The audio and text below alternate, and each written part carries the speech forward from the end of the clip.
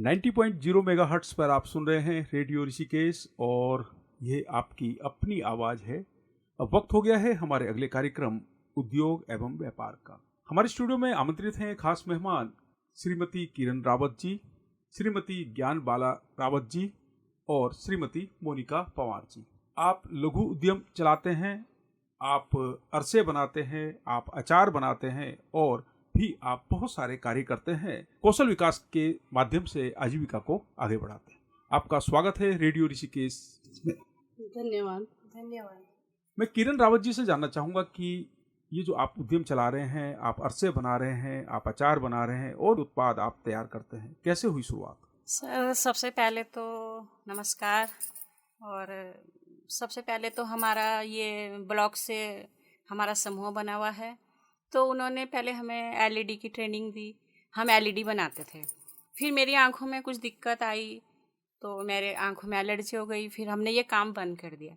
फिर हम खाली बैठे थे तो सोचा कि कुछ करें, तो ये थोड़ा सा एक आइडिया आया कि अरसे बनाएंगे। तो फिर हम 2-3 महिलाएं इकट्ठी होके हमने अरसे बनाए। फिर वहीं पे जो होटल हैं उनमें दिए। फिर ऐसे हमने अपना ये शुरू किया उद्योग। क्या आप अरसा बनाना जानते थे? नहीं सर, हम बिल्कुल अरसे बनाने थे। इसके लिए हमने एक भाई साहब हैं उनको बुलाया, उन्होंने हमें 2 दिन सिखाया, बस उसके बाद हम फिर खुद से बनाने लग गए। अब जो ये लघु उद्यम चला रहे हैं, कितना समय हो गया है? ये हमें 3 साल हो गए। शुरुआत में जब आपने अरसे बनाने का काम शुरू किया, आपको अरसा बनाना तो नहीं आता था जी। आपने किन्हीं भाई साहब की मदद ली। जी। कितना समय लगा आपको अरसे बनाने में? हम 2-3 दिन में ही मतलब उनको देखते रहे। बनाया तो हमने, उन्होंने हमें गाइड किया था कि इतना पानी डालना है, मतलब एक रेशो बताया। फिर हम उसके बाद हमने खुद ही शुरू किया। मैं ज्ञान बालाजी से जानना चाहूँगा कि जब आपने ये उद्यम की शुरुआत की, अरसा बनाने की उद्यम की शुरुआत की, तो शुरुआत में क्या दिक्कतें आई? नमस्कार, मेरा नाम ज्ञान बाला है। पहले दिक्कतें हमें यही थी कि हम अरसे कहाँ पे बेचेंगे, कहाँ रखेंगे, क्योंकि हमारा मार्केटिंग का कुछ भी नॉलेज नहीं था और कोई जानने वाले भी नहीं थे। फिर हमारे घर के पास में होटल हैं 1-2 किलोमीटर के, उसमें तो हमने वहाँ बात की। एक वहीं पे है झुरमुट होटल, वहाँ मेरे हस्बैंड करते थे। फिर हमने उनके मालिक से बात की कि अगर हम यहाँ पे अरसे की शुरुआत करें तो कैसा। उन्होंने भी हमें काफ़ी सहयोग दिया, होटल मालिक संजय डोभाल जी ने। तो उनके माध्यम से हमने पहले वहाँ पे अरसे रखे हैं, तो वहीं से हमने शुरुआत की है रखने की। फिर बाद में हमने और होटलों में भी जब वो संपर्क किया तो उन्होंने भी हमें थोड़ा परमिशन दी, तो हम वहाँ पे भी रखने लगे। लोगों को मालूम चला कि हम अरसे बनाते हैं, तो उन्होंने हमें ऑर्डर भी दिए। कोई शादी का या किसी की बेटी मायके आ रखी, या किसी की बहू मायके जा रही हैं, या किसी को अपने घर में इस्तेमाल के लिए चाहिए, तो इससे हमारी शुरुआत हुई। मैं मोनिका से जानना चाहूँगा कि मोनिका, जब आपने अरसे बनाए, जब आपने इसकी मार्केटिंग की, जब इसको किसी ग्राहक ने खरीदा और आपके पास एक आय हुई, जब पहली बार आय हुई आपके इस कार्यों से, तो आपको कैसा महसूस हुआ? आपका मन क्या कह रहा था? हमें अच्छा लगा। ज्ञानवाला जी, जब पहली बार आई हुई अरसा उद्योग से, तो कैसा महसूस कर रहे थे? आपका मन क्या कह रहा था? सर, बहुत अच्छा लग रहा था। एक खाली बैठने से अच्छा है कि हम कुछ कार्य कर रहे थे। अब चाहे थोड़ा भी पैसा आया हो तो हमें बहुत अच्छा लगा कि हमने जो काम किया है उससे हमें पैसा आया है। जो रॉ मटेरियल है वो आप कैसे जुटाते हैं, कैसे व्यवस्था करते हैं? इसमें सबसे अच्छी बात ये है कि इसका कच्चा माल हम अपने ही जो हमारा लोकल मार्केट है, जो हमारा नज़दीक का बाज़ार है, उसमें मिल जाता है।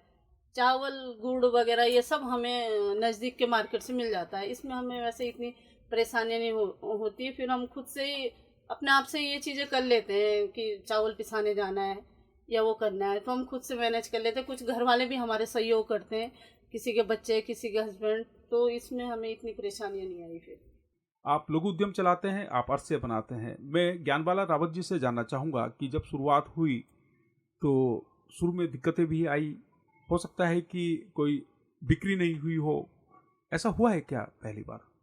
जी, बिल्कुल ऐसा हर कार्य में होता है कि समस्याएँ तो आती हैं उसमें। तो हमारे साथ भी हुआ है ऐसे कि सबसे पहले हमारी यही समस्या थी कि कैसे बिक्री होगी, फिर उसमें थोड़ा-सा हमें सहयोग मिला। तो उसमें हमारी पैकिंग की समस्या थी कि हमें पैकिंग करनी है, लेकिन जब हमने इसका पहले बार भी बनाया तो हमारा इतना अच्छा नहीं बना था। फिर हमें लगा कि शायद से हमसे नहीं होगा, लेकिन हमने छोड़ा नहीं ये काम करना। हमने करते रहे तो हमारा फिर उसमें अच्छा सा ज्ञान होने लगा। फिर हम धीरे धीरे उसमें अच्छे से करने लगे। और पैकिंग में हमारी समस्या आई थी उस टाइम पे। हम जो प्लास्टिक पॉलीथीन होती है उसमें दे रहे थे, लेकिन जब वो होटल मालिक थे संजय डोभाल जी, उन्होंने बोला कि आप ऐसे कीजिए, बॉक्स लाइए, कंटेनर होता है उसको लाइए, आप इसमें पैकिंग कीजिए। तो उसमें जो प्लास्टिक पॉलीथीन होती है उसमें पूरा तेल तेल हो जाता था, अच्छा नहीं दिखता था। तो कोई भी चीज़ अगर हमने बेचनी है, कोई भी चीज़ है, तो उसको अच्छा दिखना बहुत ज़रूरी होता है। हम जितनी अच्छी पैकिंग करेंगे हमारी चीज़ उतनी अच्छी बिकेगी। तो उन्होंने जब हमें ये सलाह दी कि आप ऐसे ऐसे कीजिए, तो हमने फिर प्लास्टिक का जो कंटेनर है उसको लेके आए, उसमें पैकिंग करी, तो हमें उसकी काफ़ी मदद मिला और बहुत अच्छा रहा वो। तो उससे हमारी जो आय है वो भी बढ़ी है। तो थोड़ा सा पैकिंग का भी जो है वो चीज़ हमें विशेषकर ध्यान देनी चाहिए किसी भी काम करने में। बहुत सही जानकारी आपने दी है कि कोई भी उत्पाद अगर आप बेचते हैं तो उसकी पैकिंग पर पूरा ध्यान दिया जाना चाहिए, क्योंकि पैकिंग ही ग्राहकों का ध्यान आकर्षित कराती है उस उत्पाद की तरफ। मार्केटिंग भी करते हैं आप इसकी, और किस तरह से मार्केटिंग करते हैं? मार्केटिंग हम लोग या होटल में करते हैं। कोई व्यक्तिगत रूप से भी अगर हमें ऑर्डर देने आते हैं तो हम इस तरह से भी करते हैं मार्केटिंग। और कुछ हम जानकारी व्हाट्सएप में निकाल देते हैं, कुछ फेसबुक में देते हैं, कुछ आप लोगों के माध्यम से भी हमें बहुत सहयोग मिला है।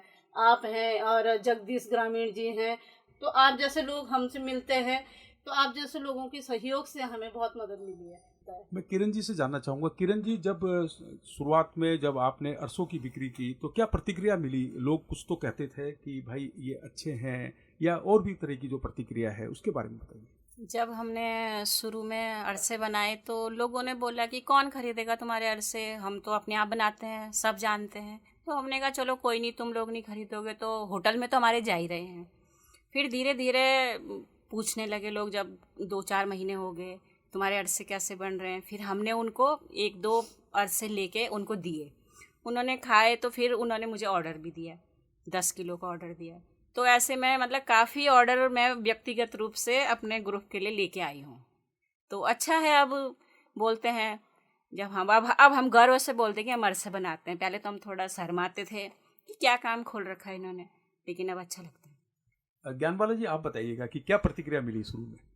शुरू में तो सर ये प्रतिक्रिया थी कि क्योंकि ये हमारा जो समाज में ये हमारी तरफ बहुत बनता है ये चीज़ें ना, और घर घर में लोग बनाते हैं और सबको लगभग लगभग आ जाता है बनाना। तो उनकी प्रतिक्रिया इतनी अच्छी नहीं थी लोगों की हमारे इस काम के प्रति। कहते थे, जैसे किरण जी ने बोला है अभी, कि हमें तो आते हैं बनाने, हम तो खुद से बना सकते हैं और हमारे घर में तो बनते हैं, हमारे त्योहार में बनते हैं।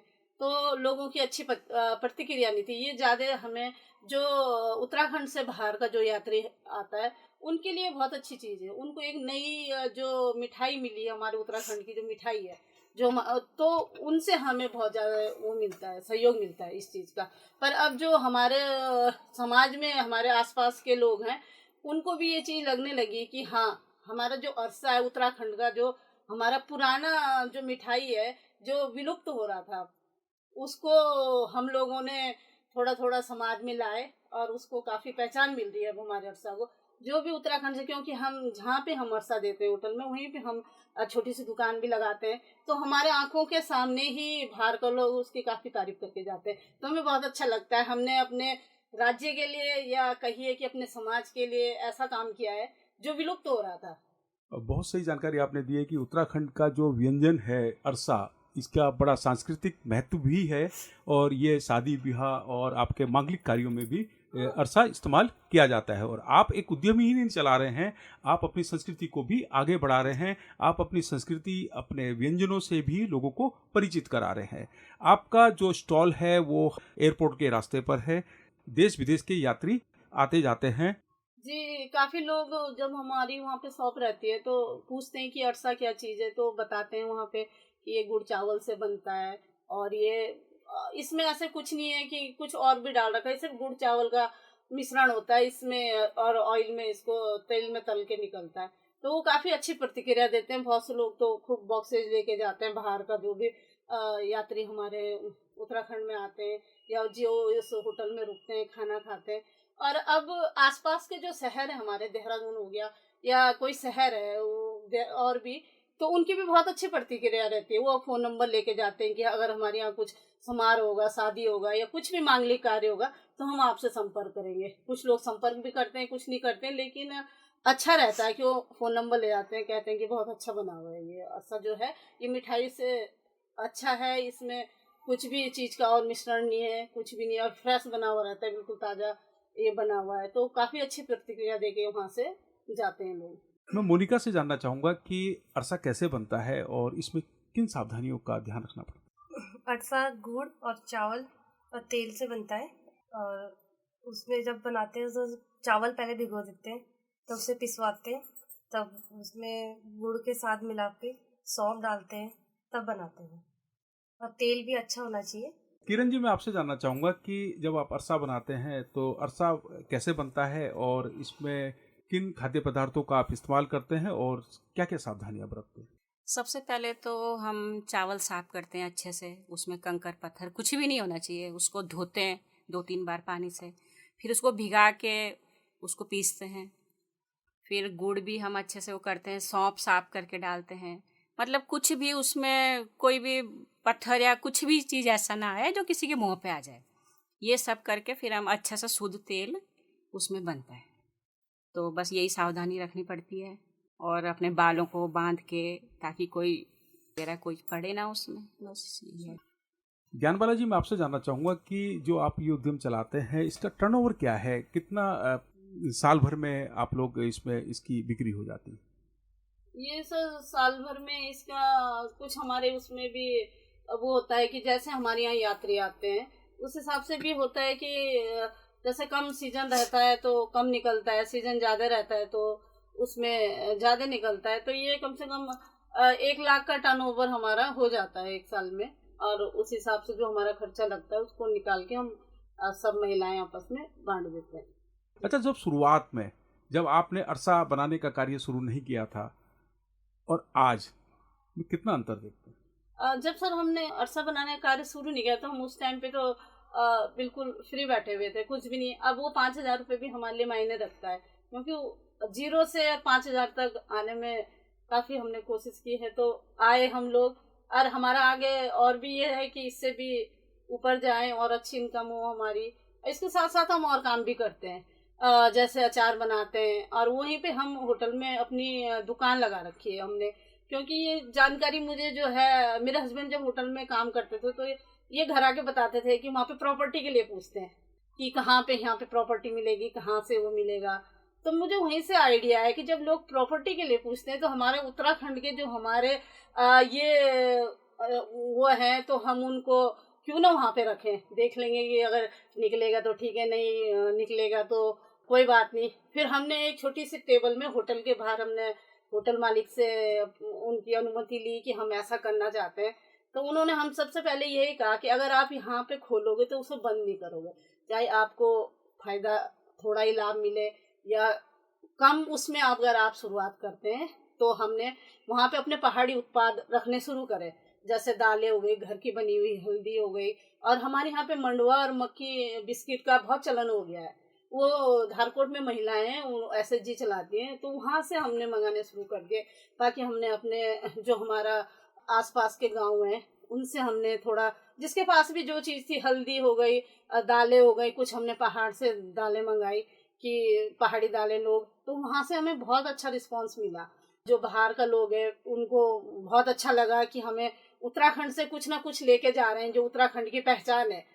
तो वहाँ से अब आपको मैं बता दूं कि मैंने और मोनिका ने, हमने एक दिन में वहाँ एक टेबल में, इतनी बड़ी टेबल में हमने 10,000 की सेल करी एक दिन में। और एक टेबल में 10,000 की सेल करना कोई मामूली बात नहीं थी। वो संडे के दिन हमारा काफ़ी अच्छा रहता है, तो एक टेबल में 10,000 की सेल करना, तो उस दिन हमें बहुत अच्छा लगा जब हमने अपना पूरा कैलकुलेट करा कि आज हमारा कितने हो। तो ये मोनिका यहीं पे है, आप उनसे भी जानकारी ले सकते हैं। तो उस दिन 10,000 की सेल हमारी बहुत अच्छी रही एक टेबल से, और बाहर बिल्कुल पेड़ के नीचे हमने लगा रखा था, कोई दुकान नहीं थी, कोई छत नहीं था, कुछ नहीं था, और 10,000 की सेल भी हुई हमें एक टेबल से।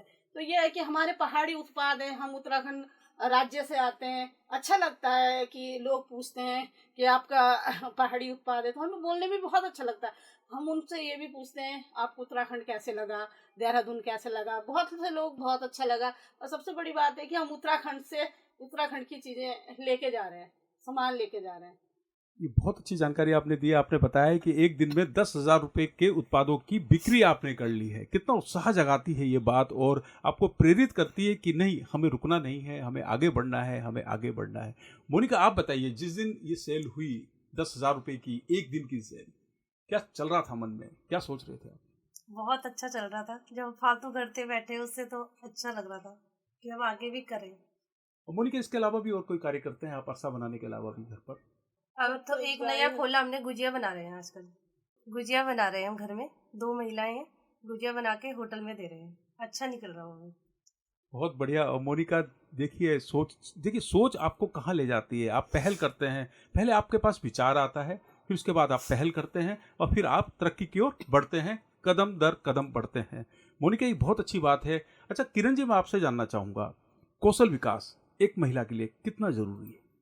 जी, जब हम फालतू घर में बैठे रहते थे तभी हमारे दिन कट ही रहे थे, सोते रहते थे दिन में। अब यह है कि हम जो हमारे पास जो बचा हुआ टाइम है, अब हम उसका उपयोग कर रहे हैं।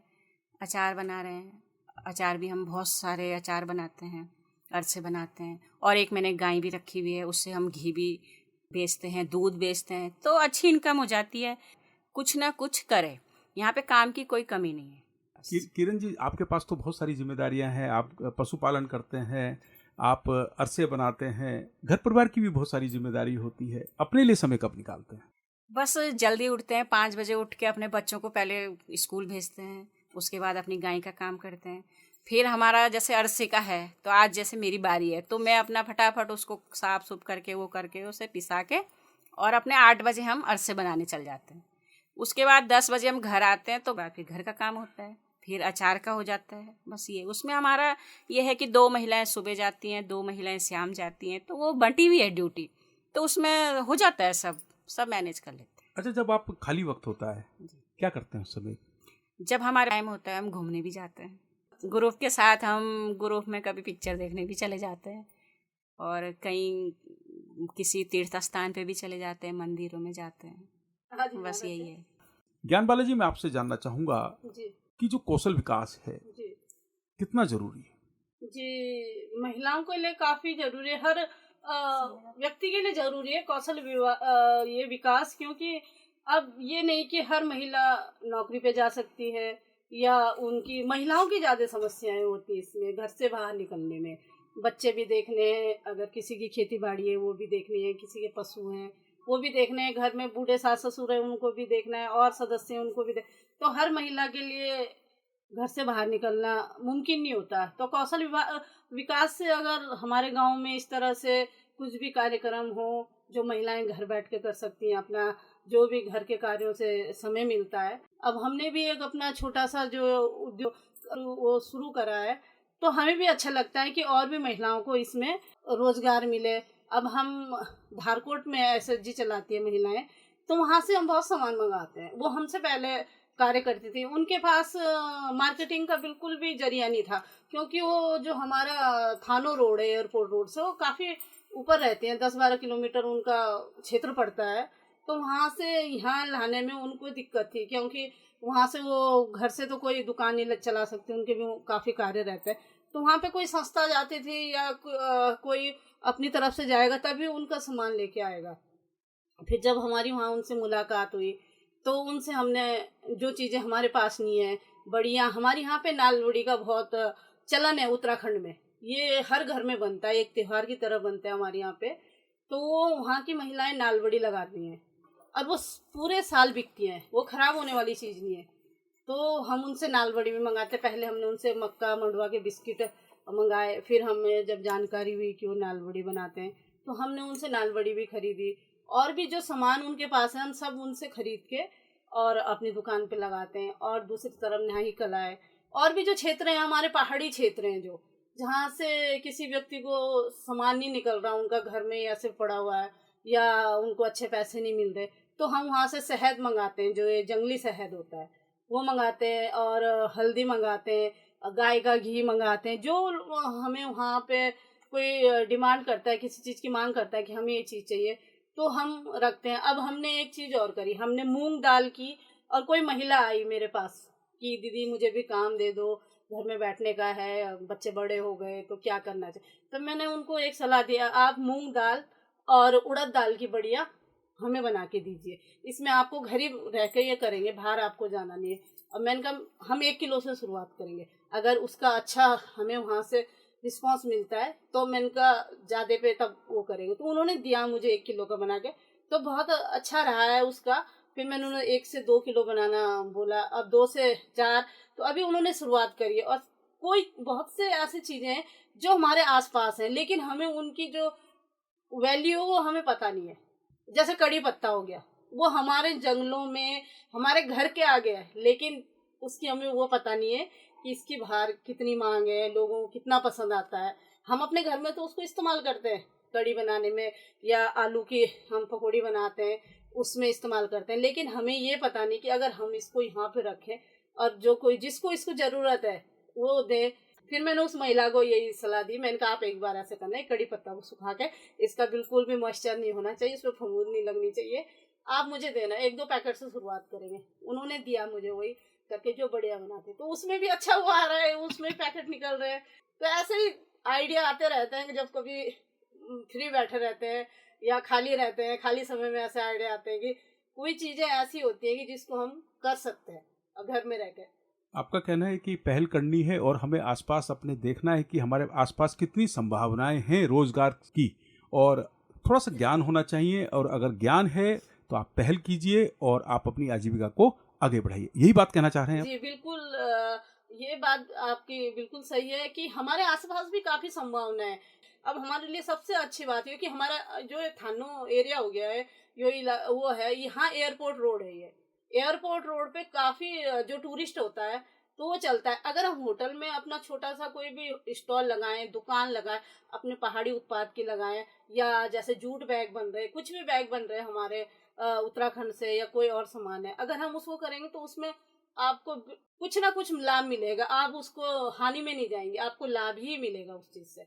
हमने भी शुरुआत इसी से की थी, हमने भी यही सोचा था अगर हमें हानि होगी तो हमें सोचना नहीं है कि हमें हानि हो गई, लेकिन नहीं, ऐसा नहीं होगा। ये मेरे दिमाग में यही आया था कि लोग प्रॉपर्टी के लिए पूछते हैं, यहाँ प्रॉपर्टी मिल जाएगी तो क्यों ना हम ये चीज़ करें, अगर पहाड़ी उत्पाद लगाएं अपने, दालें, हल्दी, कोई भी चीज़ है, जैसे हमारे पहाड़ी उत्पाद में घी हो गया, घी भी काफ़ी मात्रा में लोग उसकी वो करते हैं कि हमें उसका घी चाहिए, गाय का घी चाहिए, ये हमें साफ़ सुथरा घी चाहिए, उसमें बाहर से लेने में काफ़ी मिलावटें आती हैं, तो ऐसी चीज़ों को लोग वो करते हैं। अब मैंने बासमती, दून बासमती भी रखना शुरू। इसमें सर एक चीज़ ये होती है, जब हम किसी कार्य की शुरुआत करते हैं, आप जैसे लोग भी आए हमारे पास, कोई और भी आते हैं, आप ये सामान रख के देखिए, तो मैं उनको यही बोलती हूँ कि ठीक है, आप 1 किलो से शुरुआत कीजिए, अगर हमें उसमें लाभ भी नहीं मिलेगा तो हमें हानि भी नहीं होगी। तो एक आए हमारे पास रायपुर से, वो बासमती का उनका अपना कार्य है, तो उन्होंने बोला कि आंटी आप बासमती रखिए, हम इसका उत्पादन करते हैं। तो मैंने कहा चीज़ अच्छी होनी चाहिए, चाहे मुझे 10 रुपये महंगी पड़े, 20 रुपये, उसमें मुझे लाभ कम मिले, लेकिन हमें सामान अच्छा देना है किसी को भी। तो वो आए कि आंटी आप बासमती रख के देखिए, तो मैंने कहा आप 1 किलो, 2 किलो, 2 किलो दे दीजिए मुझे, अगर अच्छा रहेगा तो मैंने कहा मैं और ज़्यादा मात्रा में रखूँगी। तो मुझे 2 किलो दे, उन्होंने मुझे यही बोला कि आप पैसे बिल्कुल अभी मत दीजिए, जब आपका सामान निकलेगा आप तब मुझे पैसे दीजिए। बहुत से अच्छे लोग आते हैं जब हम किसी कार्य की, ऐसे नहीं कि सबका नजरिया एक जैसा हो कि होपलेस करने का, बहुत से लोग हमारे पास ऐसे भी आते हैं कि बहुत आशीर्वाद देके जाते हैं कि आप बहुत अच्छा काम कर रही हैं, महिलाएं हो क्या, आप बहुत अच्छा काम कर रही हैं। बहुत से लोग हमारे ऐसे भी आते हैं जो बोलते हैं कि आप बहुत महंगी चीज़ें दे रही है। तो ये नहीं है कि सबकी प्रतिक्रिया एक जैसी, अच्छी प्रतिक्रियाएं भी आती हैं लोगों से। फिर मैंने अब बासमती वाला चावल भी रखना शुरू है, तो उसकी बहुत अच्छी अब हमारे पास मांग आ रही है। पहले लोगों ने बोला कि हमें इतना चाहिए, मैंने उनको यही सलाह दी, आप 1 किलो से शुरुआत कीजिए, आप ज़्यादा मत ले जाइए, अगर आपको अच्छा नहीं लगेगा तो आप फिर बोलेंगे हमें अच्छी चीज़ नहीं मिली। तो उनका 1 किलो से शुरुआत करी, तो वो मुझे फ़ोन करके उन्होंने अब बुकिंग कर रखी है कि मुझे इतने चावल चाहिए, तो वो हम दे देते हैं उनको। मैं किरण जी से जानना चाहूँगा, जब कोई उत्पाद की तारीफ करता है और आपसे कहता है कि बहन जी बहुत सुंदर अरसे बनाए हैं आपने, बहुत अच्छे अरसे बनाए हैं आपने, तो आपकी क्या प्रतिक्रिया होती है? अच्छा लगता है। जो काम हमें आता नहीं था, अब हम उसको इतना अच्छी तरीके से कर रहे हैं कि लोग तारीफ़ करते हैं, लेके भी जाते हैं और ऑर्डर भी देके जाते हैं।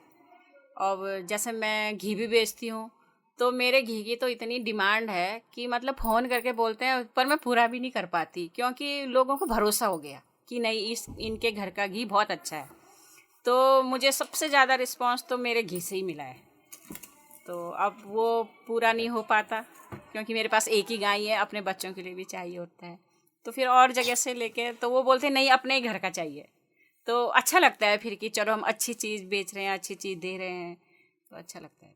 बहुत अच्छा। बहुत सही जानकारी दी है आपने कि उससे उत्साह जगता है और हमें आगे बढ़ने की प्रेरणा मिलती है। ज्ञान बालाजी, मैं आपसे जानना चाहूँगा, क्या प्रतिक्रिया होती है आपकी जब आपको कोई कहता है कि बहन जी अरसे बहुत लजीज हैं और जो अचार है ये बहुत अच्छा है, आप और भेजिएगा और तैयार कीजिएगा, आप हमें और दीजिए। जी, कोई भी अच्छी प्रतिक्रिया देते हैं तो कोई भी वहाँ पे, वैसे अरसे हम होटल में रखते हैं वहाँ पे, दूसरे काउंटर पे, वहाँ पे क्योंकि लोग खाने वाले आते हैं तो वो ज़्यादा उसमें ध्यान देते हैं। तो वहाँ से वो पूछते हैं किसने बनाए हैं, जो वहाँ पे कुक खड़े रहते हैं, जो भी वहाँ पे स्टाफ खड़ा रहता है, तो वो बोलते हैं जो इस तरफ महिलाएं बैठी हुई हैं ये इस काम को करते हैं। तो लोग हमारे पास आते हैं कि आप लोग अरसे बनाते हैं, बहुत अच्छे बन रखे हैं, बहुत। और सर हम उस चीज़ में ये भी ध्यान देते हैं कि हमारे ताज़े होने चाहिए। हम ऐसा नहीं करते कि एक साथ बना के रख दिया फिर उसको हम पैकिंग कर रहे हैं, ये नहीं है। जब हमारी वहाँ से डिमांड आती है, लगता है कि चलो अब कम रह गया उनके पास अरसा, तो वो बोल देते हैं कि अब अरसे कम हो गए, आप बनाओ, फिर हम उनको ताज़े बनाते हैं। चाहे हमें एक हफ्ते में बनाने हो, चाहे हमें दूसरे दिन ही बनाने हो।